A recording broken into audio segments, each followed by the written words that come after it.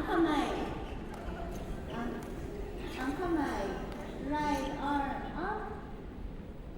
Flip. Gaan sa face. And then other hand up. Flip. And gaan sa face. Third one.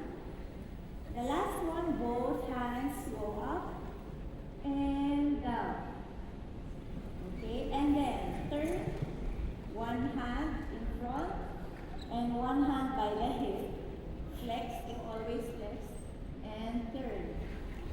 And then we go back to our starting position.